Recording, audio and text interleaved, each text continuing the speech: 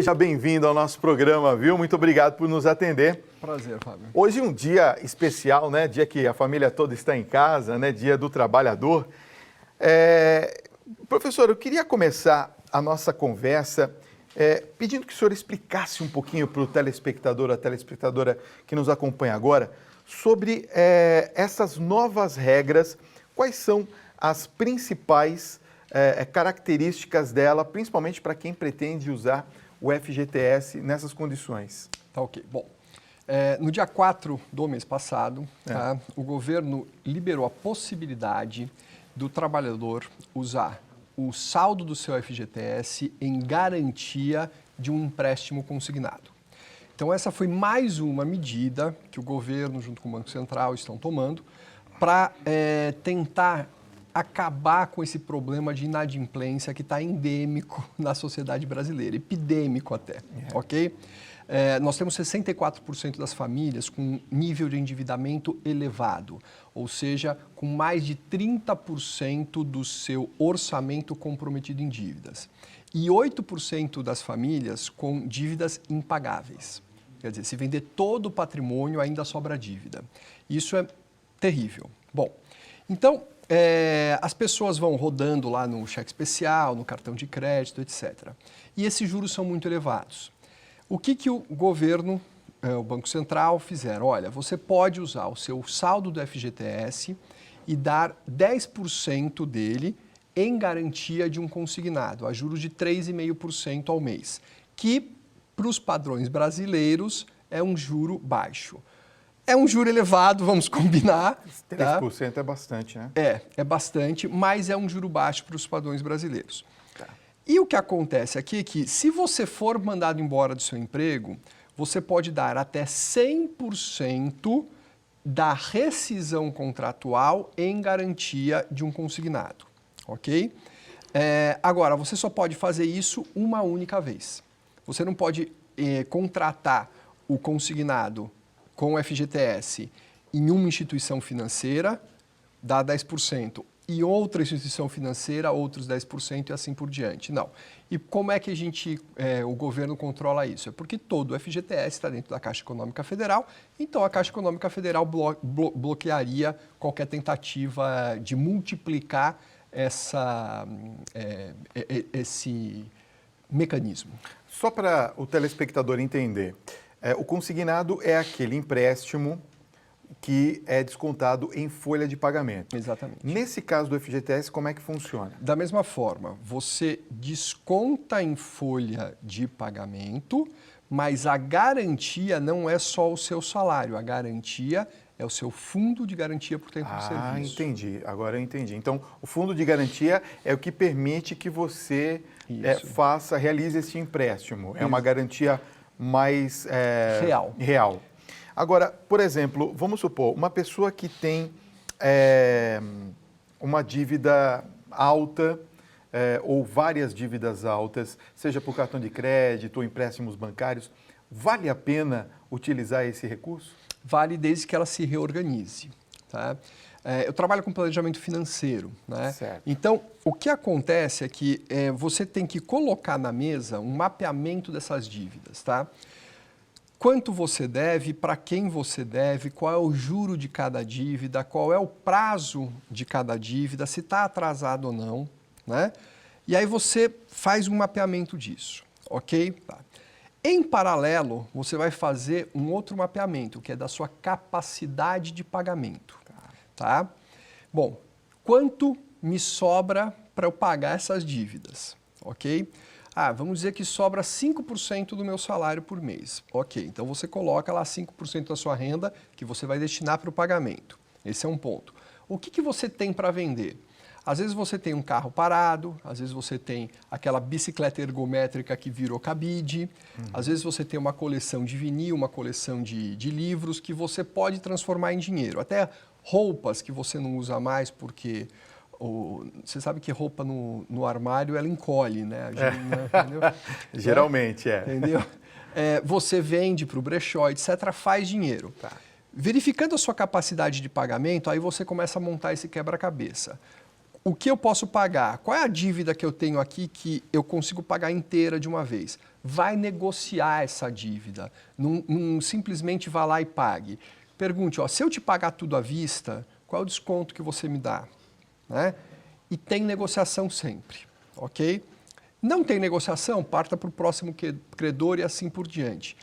E aí, você está endividado, aí sinto muito dizer, mas é economia de guerra, tá? Você tem que apertar os cintos, fazer realmente esforços, se privar de alguma coisa, porque o sono tranquilo eu acho que é a maior privação que você já está tendo. Sem né? dúvida. Aliás, uma coisa interessante, professor, é que o Brasil tem uma das maiores taxas de juros do mundo para consumo. Por exemplo, eu tenho um dado aqui que a taxa média do cheque especial, você que nos acompanha e usa lá o tal do limite do banco, né, o cheque especial, e do cartão de crédito ultrapassam 300% ao ano. Por que essa prática não é condenável aqui no nosso país? Tá. Por um motivo muito simples. Quando você empresta dinheiro, né, o empréstimo ele não é necessariamente ruim. Tá? Você pode estar ajudando uma pessoa a comprar uma casa própria. Ok? Tá. No caso do cheque especial e do cartão de crédito, é uma linha pré-aprovada sem garantia alguma. Né? Quando você compra uma casa própria, que é o juro mais barato que você tem, hoje em torno de 11%, 12% ao ano, tá? Você fala, poxa, é uma taxa de juros razoável. Tá? E você está construindo patrimônio. Quando você vai para o consignado, que você tem 3% ou 3,5% ao mês, você tem uma garantia real. Agora, quando uma pessoa consome, que pode ser roupa, pode ser no posto de combustível, pode ser num restaurante, pode ser no supermercado, não tem como você ter garantia de que ela vai pagar aquilo. E aí o juro dispara. Entendi. Mas só o fato de não se ter a garantia é suficiente para se ter um juros tão alto? Então, quando você tem um histórico de um bom pagador, e aí entra o cadastro positivo e todos podem se voluntariar, falar assim, eu quero fazer parte do cadastro positivo porque eu sou um bom pagador, esse teu risco cai e aí você não fica nesse bolo. Vamos lembrar que a nossa sociedade tem 64% das famílias endividadas, sobreendividadas. Então, se você não sai dessa estatística, você está no bolo social de alto risco. Tá. Vamos às perguntas dos telespectadores. Olha, você pode participar do nosso programa. Coloca pra gente aqui, Andréia, o nosso WhatsApp 11 São Paulo 95033 6870. Esse é o nosso WhatsApp e você pode enviar sua pergunta também para o nosso programa. O Isaac Lima de Caxias, Rio Grande do Sul, pergunta o seguinte, ele fala, professor, quais os cuidados que eu tenho que ter ao utilizar o meu FGTS para o consignado em caso de demissão, por exemplo? Caxias, cidade adorável, já dei algumas palestras lá. Bom, em caso de demissão, primeiro, como você vai ter 10% só do limite do seu FGTS, tá? Você está empregado, no máximo 10% do limite do seu FGTS, ok? Em caso de demissão, você pode pegar sem justa causa, tá? Uma demissão involuntária, sem justa causa, etc. 100% da rescisão contratual pode fazer frente para pagar aquele empréstimo. Se por um acaso sobrar dinheiro, volta dinheiro para você. Se não sobrar dinheiro, aí vai entrar no saldo do FGTS. Entendi. O Luiz de Campos, aqui de São Paulo, pergunta o seguinte, professor, o empréstimo consignado com garantia do FGTS é aplicável a apenas um contrato por trabalhador? Exatamente, Luiz, né? Um contrato por trabalhador, você não pode fazer um segundo, tá? Então você pode dar 10% de garantia uma única vez. Ok. O Eduardo Araújo, de Diadema, São Paulo, pergunta, como que eu posso economizar, professor, parte do orçamento pessoal e fazer sobrar dinheiro no fim do mês? Aí é uma pergunta que é da maioria dos brasileiros, né? Tá, essa é fácil, poxa. Fácil? É tranquilo. O que acontece é que as pessoas têm uma hierarquia de prioridades um pouco confusa, tá? E o que eu digo para as pessoas nos nossos cursos, palestras, etc., não economize dinheiro, salve dinheiro. salvar é diferente de economizar. Economizar dá uma sensação de restrição. Nossa, eu não posso sair com os meus amigos porque eu tenho que economizar. Eu não posso ajudar a igreja porque eu tenho que economizar. É terrível isso, né? Te dá uma sensação de que você abaixa a tua autoestima, ok? Então, como é que é salvar dinheiro? Salvar dinheiro é retirar o dinheiro do consumo tolo. O consumo tolo para mim é uma coisa, para você é outra, para o telespectador é outra, tá? Para todos nós, consumo tolo é tudo aquilo que não te traz um prazer permanente ou duradouro.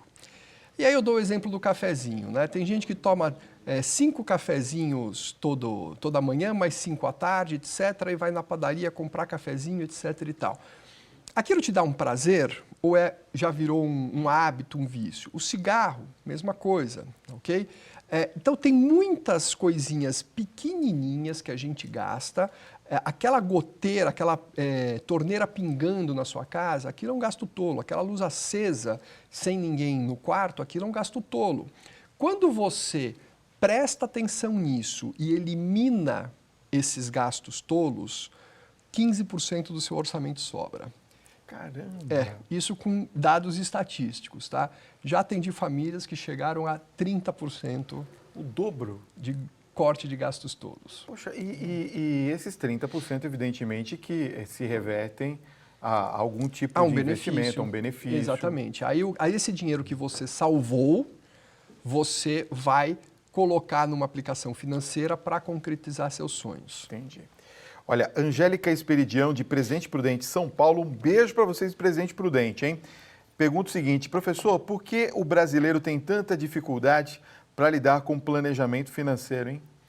Angélica, sabe por quê? Porque planejamento financeiro tem um estigma de que vai te dar restrição, né? E, na verdade, o planejamento financeiro, ele te liberta, né? É como uma dieta que você não precisa parar de comer nada, você só modula um pouco a quantidade que você vai comer, come com mais prazer, mastigando mais, etc. Você come de tudo e ainda emagrece, né? O planejamento financeiro funciona da mesma forma. Enriquecer é uma questão de ter e seguir um bom plano financeiro. Aliás, falando nisso, professor, tirando, claro, todas as conotações religiosas e levando, assim, a termo mesmo, até porque sou teólogo e posso falar a esse respeito. Levando a termo o que está escrito na Bíblia, o dízimo que nós ouvimos falar é exatamente 10%, não é? Então, se você sobrevive com 100%, sobrevive com 90%. Então, dar o dízimo, na verdade, é você dar 10%. É que a cultura do brasileiro muda, né?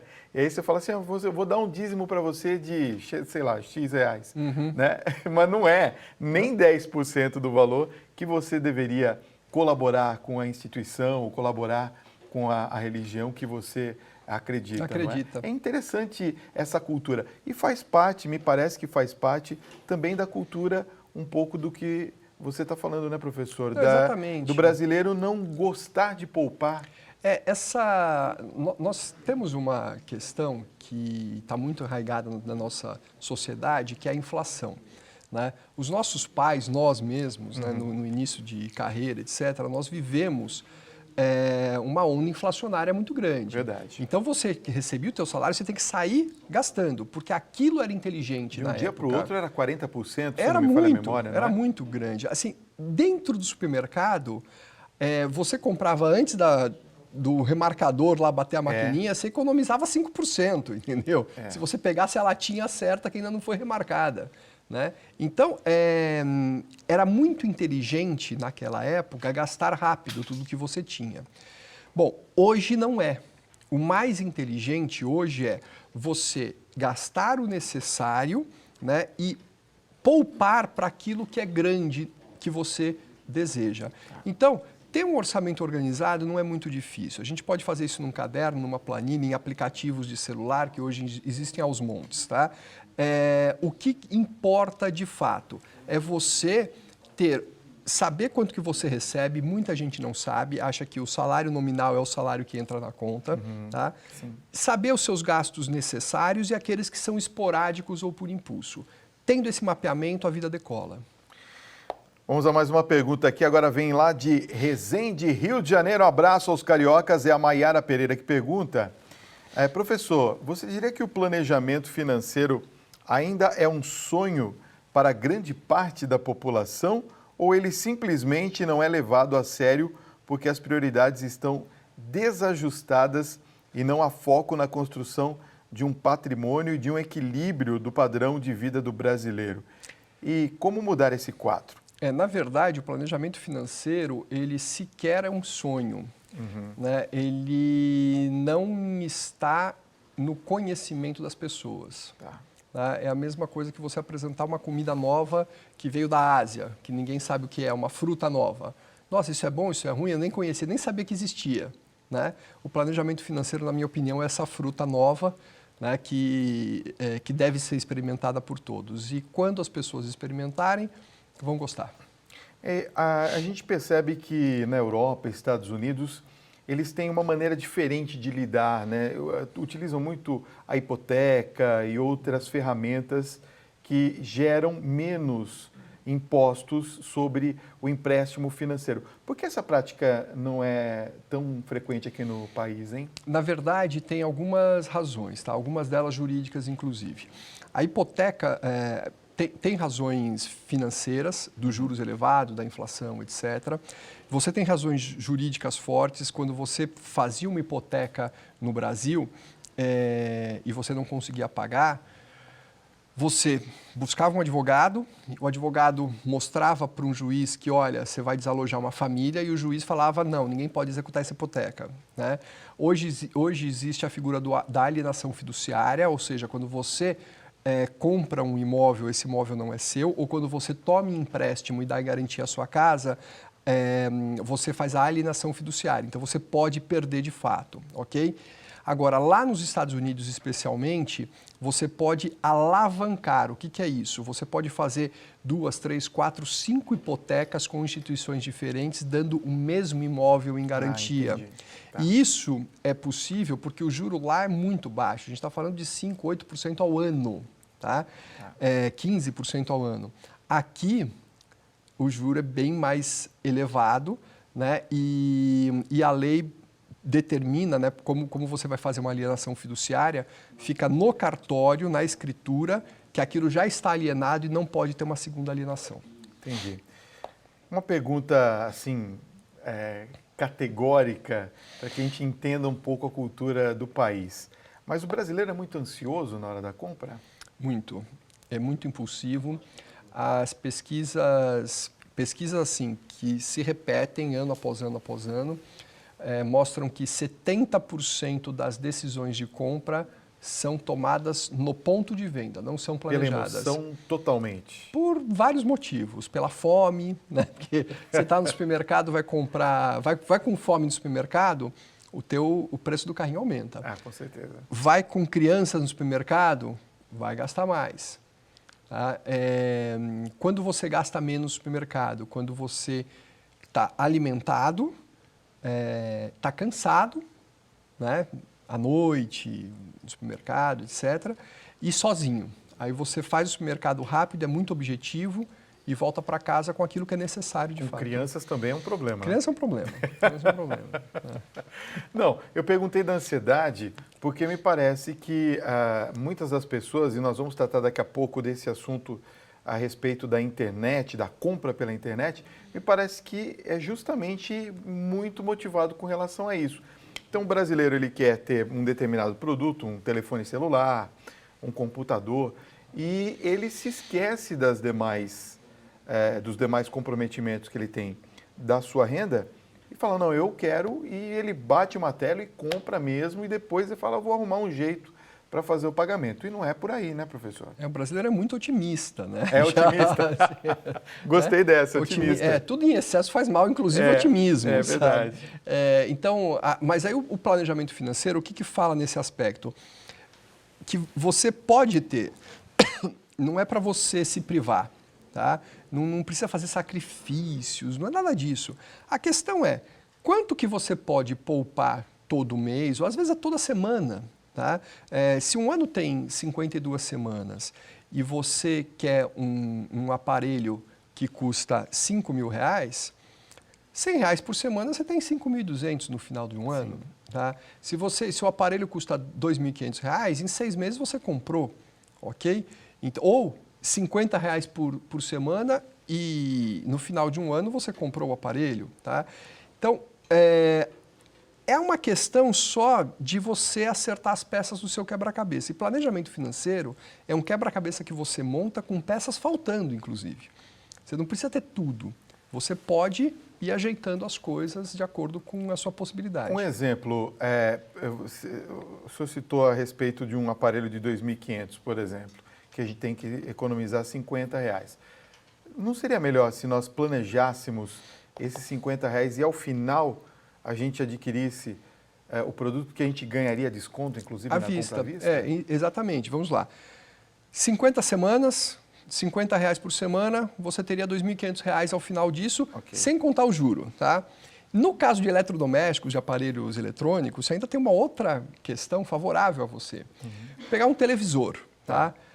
O televisor hoje, né, ele custa, vamos dizer, R$2.500, ok?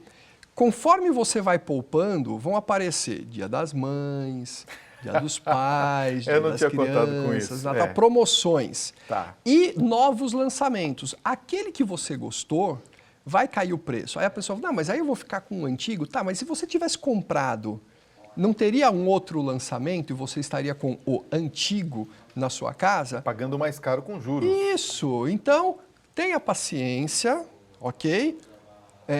Temperança, poupe primeiro, no meio do caminho você vai comprar aquilo que você desejou, gastando menos e ainda vai ficar feliz, vai sobrar dinheiro, etc. Excelente dica. Professor Mauro Kalil, muitíssimo obrigado pela sua presença nessa noite. Que agradeço. Foi muito bom, viu? Muito grande obrigado. abraço, um bom final de feriado, viu? Obrigado por ter vindo. Todos nós.